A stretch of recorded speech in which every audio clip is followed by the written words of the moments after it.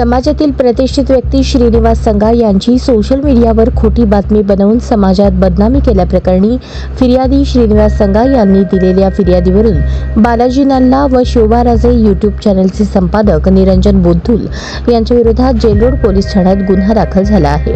याबाबत थोडक्यात हकीकत अशी, आरोपी बालाजी नल्ला निरंजन बोद्धुल